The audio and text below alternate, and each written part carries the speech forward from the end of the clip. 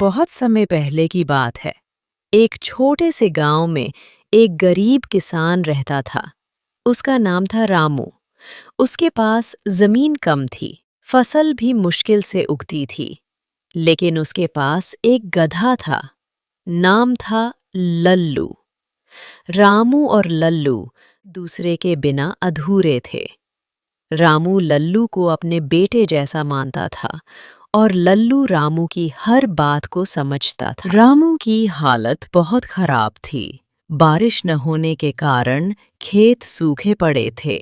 मेहनत तो खूब करता, लेकिन खाने के लिए 2 वक्त की रोटी जुटाना मुश्किल था। फिर भी वो अपने गधे लल्लू का पूरा ख्याल रखता।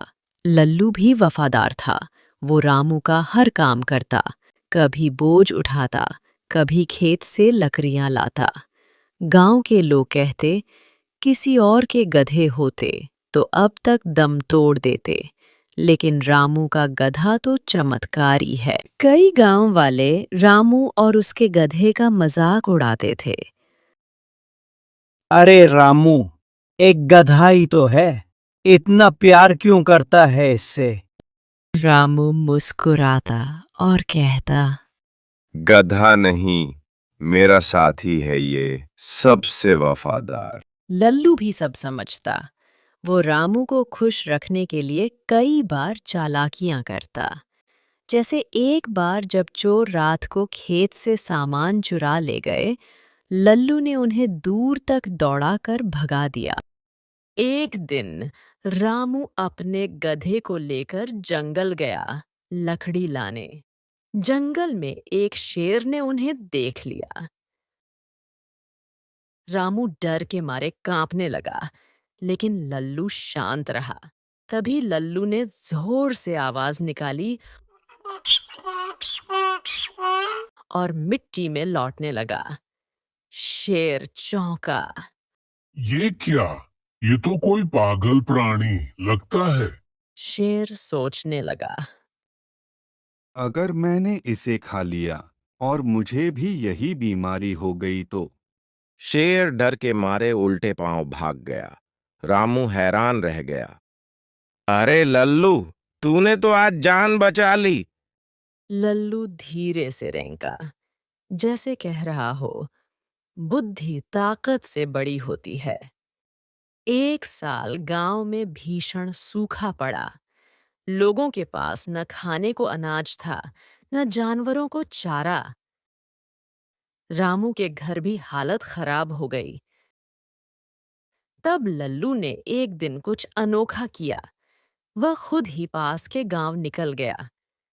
वहां के मंदिर में जाकर जोर जोर से रेंकने लगा और मिट्टी में लौटने लगा। गांव वाले चौंक गए। पुजारी बोला, ये कोई साधारण गधा नहीं, कोई संकेत दे रहा है। लोगों ने रामू को बुलाया और कहा, तुम्हारा गधा तो चमत्कारी है। रामू को चावल, गेहूं, घास और पैसे मिले। इस गधे के दर्शन से तो खेत हरे हो जाएंगे। अब लल्लू गांव के लिए हीरो बन गया। हर त्योहार पर उसे सजाया जाता, मिठाई खिलाई जाती, लेकिन लल्लू घमंड में नहीं आया। वो अब भी भोला के साथ खेतों में मेहनत करता। एक दिन गांव में पंचायत बैठी। हमारे गांव का प्रतीक कौन हो? लोग बोले, लल्लू गधा। सब हंसे, मगर सरपंच ने कहा, इस गधे ने जो किया वो इंसान भी न कर पाए।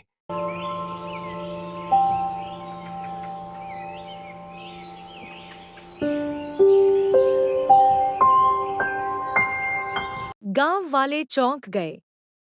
अब सबने समझ लिया, ये जामुन हर किसी को एक जैसा स्वाद नहीं देते। पेड़ हर इंसान की नियत के अनुसार फल देता था।